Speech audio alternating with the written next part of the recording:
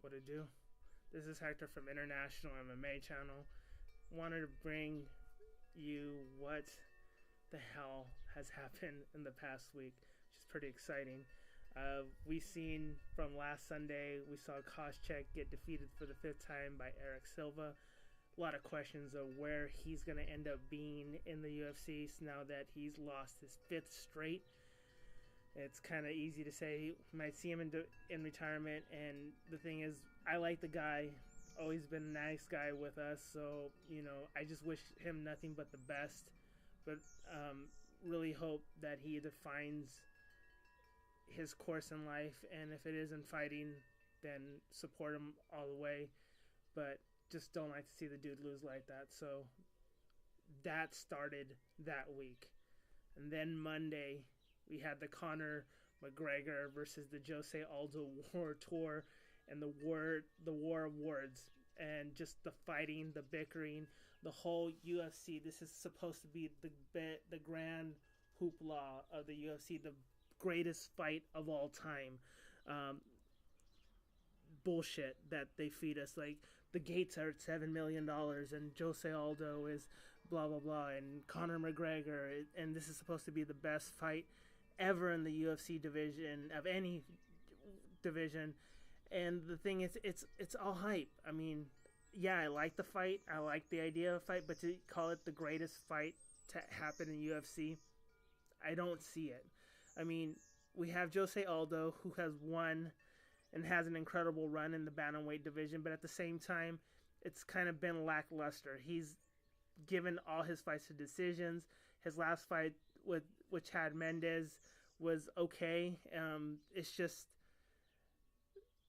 there's the hype with Conor McGregor and his knockout abilities and stuff like that. And the thing is, it's a good way to sell this pay-per-view, and it's a great way to have this world tour where they're fighting with each other. He's calling him a bitch, saying he's a midget, and and Jose Aldo flipping him off and everything else. I mean, it sells. I mean, don't get me wrong, I didn't get the fight. Anybody's going to want to watch this fight. But it's just not, I don't think they should announce it as the greatest fight of all time in the UFC. I think it's a great way to hype it. But, Conor McGregor got this title so fast. I mean, you have Chad Mendes and Ricardo Lamas, and I can see why they kind of went this way because, Ricardo Lamas has already fought and got defeated by Aldo. Chad Mendes twice. So there's not really that many fighters in that upper echelon of top fighters to really give to Jose Aldo. He's already beaten them. So Conor McGregor is a great hype man for a fight. He's kind of like the Chael Sonnen now that Chael Sonnen has vacated from the UFC because of the steroid abuse. That's what Conor McGregor is. By the hype, no, it's not going to be the greatest fight of all time. Am I going to watch it? Absolutely. Should you watch it? Absolutely. Should be a great fight. Then we had Dana White announce that Beth Correa is going to fight Ronda Rousey at 190 for the belt, and this kind of fight to me is a good fight too, because they're both undefeated. They're both vicious women who like to, they don't look for, well, Beth Correa has a lot of decisions, but she's an exciting fighter. She has a tremendous pace, and she has this hatred and animosity towards Ronda Rousey as well, and it plays well with it, and this should be an exciting fight. None to say. Then comes the announcement on a Thursday, because it always happens on a Thursday, that Chris Cyborg Justino has signed to the UFC finally.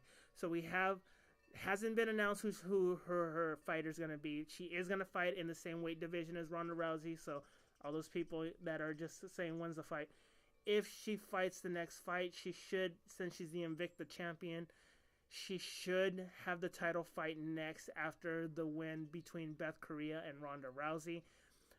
Chris Cyborg in the past has said that if she was in the UFC and she wanted to fight Ronda Rousey, that late January, December would be the mark of when she would want to go ahead and take that fight.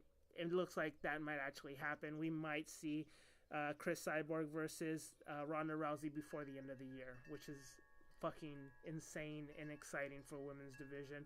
This is the fight we've all been wanting to see. This is the fight, not the Conor McGregor versus Jose Aldo. I mean, that one was just gonna happen, but this is the fight that we've all wanted. At the same time, what we did not want is Brock Lesnar to say that he's done with the UFC, he's done with mixed martial arts, and he's going back to the WWE. Fanboys are sad with the little tears and crying and everything else, but I think it's the best move for Brock Lesnar. I really do. Brock Lesnar was a champion when that heavyweight division was built on muscle mass and quick finishes and just ultimate superior wrestling. Now, the whole evolution of heavyweight division has changed, where not more mass is not going to do you any better. It's the lighter heavyweight, the one that barely makes the minimum requirements to be a heavyweight, is going to be the winner. For example, Cain Velasquez. Example, Mauricio Verdum. Example, new Overeem, 2.0 Overeem from the heavyweights. Not the one that was almost going to get kicked out of the UFC, but the new version, the Winklejohn and Greg Johnson's experiment one. Not the Black Zillion one, but the Winklejohn one is the new version. Old versions, Roy Nelson just kind of panders in the. He's kind of like the gatekeeper now. Mark Hunt, lucky hits, but when you put him with these high energy fighters, doesn't do well. I would like to see Mark Hunt lose some of that weight and maybe even go down in weight division. Then you also have like John Jones, who's contemplating coming up to the heavyweight division. So Brock Lesnar, WWE, that's cool. With the UFC, he probably would have made two good ultimate reason why UFC fans wanted, and they wanted him, two great pay-per-view events. You probably would have got out of him. Two just blowout pay-per-view events with just money, like they're saying that the Jose Aldo versus Conor McGregor $7 million gates and stuff like that. That's why they wanted Brock Lesnar. Not because he's a great MMA fighter, but because he can sell a pay-per-view. Off. No more UFC. Let's talk about Bellator 135. With the scream heard around the world. Joe Warren lost his belt. The baddest man on the earth, self-proclaimed, let out the scream heard around the world as Marcos Glavo defeated him in the second round with a verbal submission tap out. Upset, saying that he was screaming in pain, but he didn't tap out. That's considered a verbal tap out. If you ever go to any events and you're early and you get to see all the fighters going around the decagon, octagon, whatever cage it is, referee will always be there. The head referee, they have like a head referee, and he'll go through all the nose, how many people they can take out on their walkouts, how many people can be inside the cage when they're in the corners, who's their corner man, what's legal, what's not legal, what's considered a tap out, a verbal tap out. So they know this. Joe Warren knows this because he has to be part of that whole thing before the event. They tell him what time the co-main event has to be there, the main event has to be there. So they know. He knows he lost. Marcos is going to be probably with Bellator, probably right off the bat, probably a rematch in the makings. Joe Warren probably needs to fight one fight, win, and then boom, back at it again.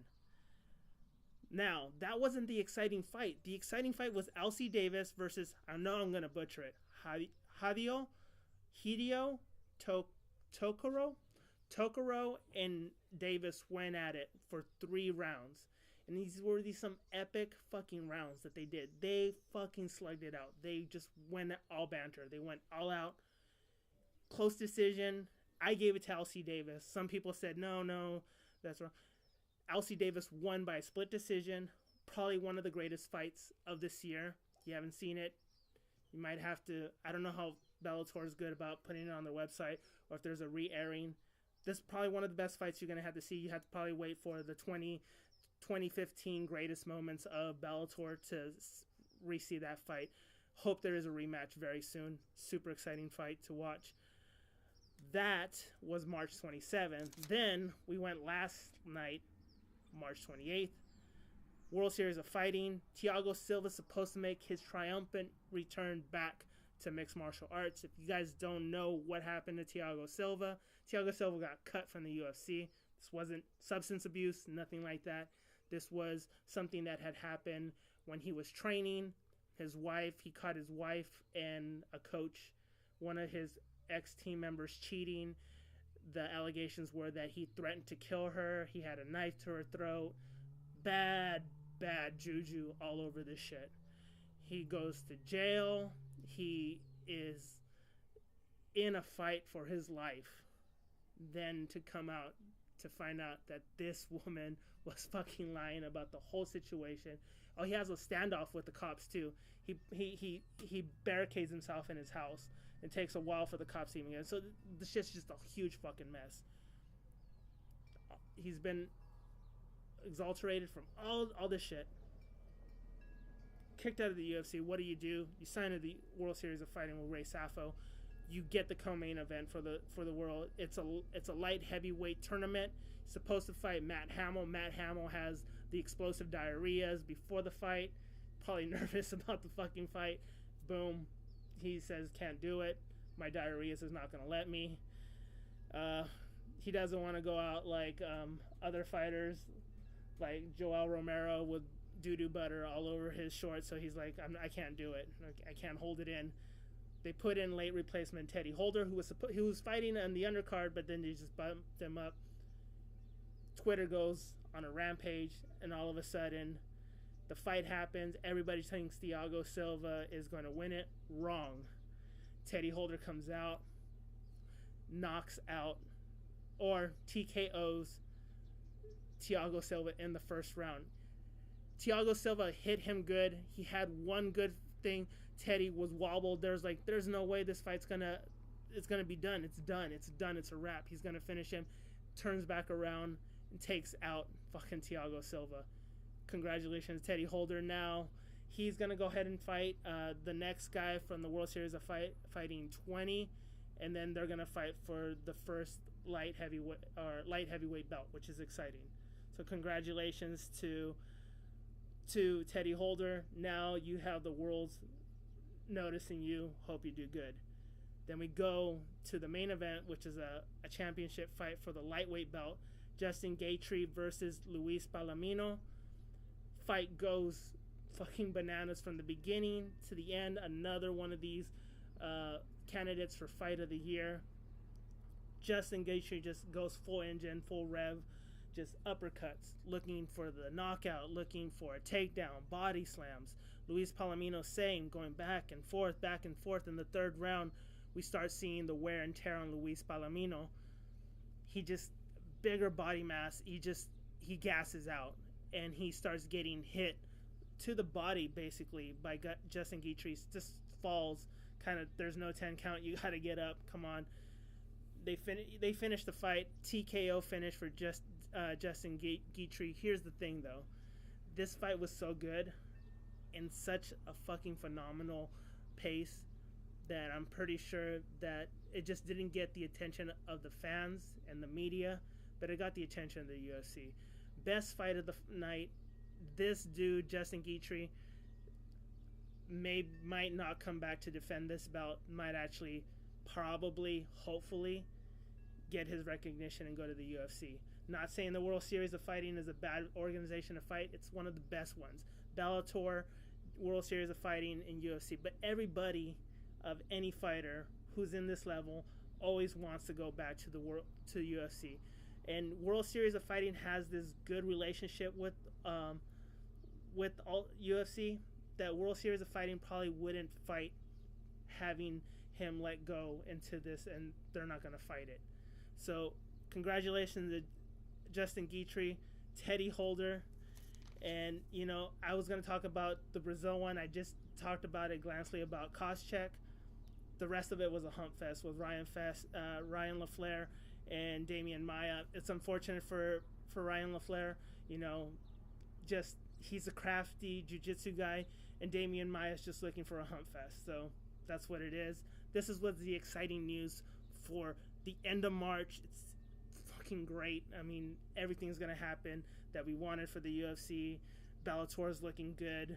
World Series of Fighting is looking good. I mean, be happy. We're not even towards the end of the year. We're not even in the middle of the year. And MMA has just gotten so fucking good. This is Hector from International MMA. If you like this, subscribe to us at International MMA. Follow us on Twitter. Bam, somewhere there. Follow us on Facebook. Thanks again. Laters.